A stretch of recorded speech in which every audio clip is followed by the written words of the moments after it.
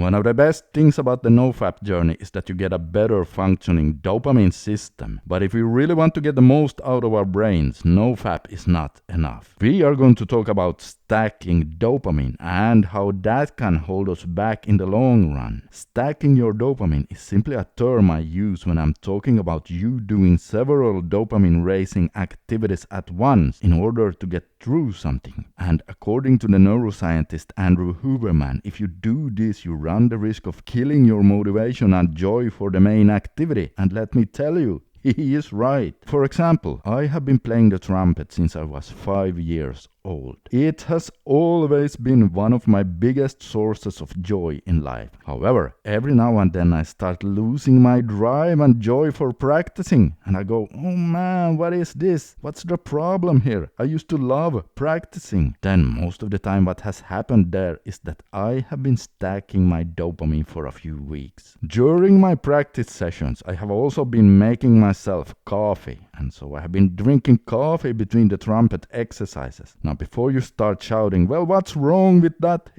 Hear me out here because it gets worse. After a few weeks, I also started watching YouTube videos as well. You see, I can do that since 90% of my practice session consists of routine-based exercises that I do by heart.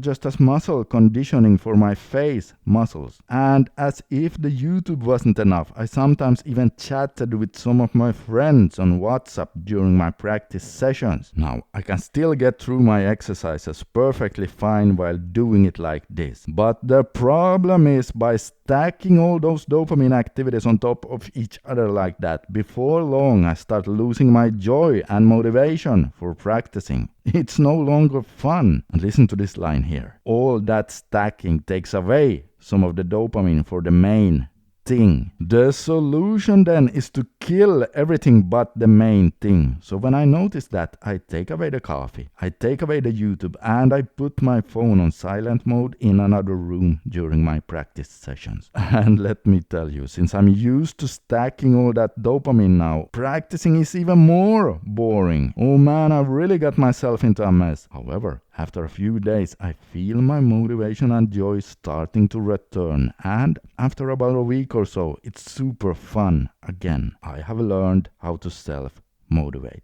Now I hope you see how this information can be helpful. For example, are you working out? Do you sometimes feel that your workout sessions have become a chore? Well, let me ask you. Are you drinking energy drinks during your sessions? Are you listening to music or podcasts during your sessions? And I can already hear many of you go, oh, come on, there's nothing wrong with that. And hey, you're right. It's not like there's anything wrong with it. But if you do it like that, you are stacking your dopamine. And long term, that can definitely kill your motivation and drive for the main thing you should be doing right then and there. Now, don't worry, because it's not like we're talking desensitization here like you get when you overuse adult sites. It's more like a temporary dopamine deficiency for the main activity at hand. And I'm not saying to never stack your dopamine either, but you could start playing around with it a bit. For example, if you self-motivate 2 out of 3 times so that you form a baseline of being able to do so, then you could try dopamine stacking every 3rd time or so, or when you really want to go hard one day, because then dopamine stacking will also be much more effective since you didn't do it every time. Guys, life is an adventure. We have so much more exciting things to discover, and just as long as we keep moving forward, there are good things to come for sure. So remember, if you happen to go through hell right now,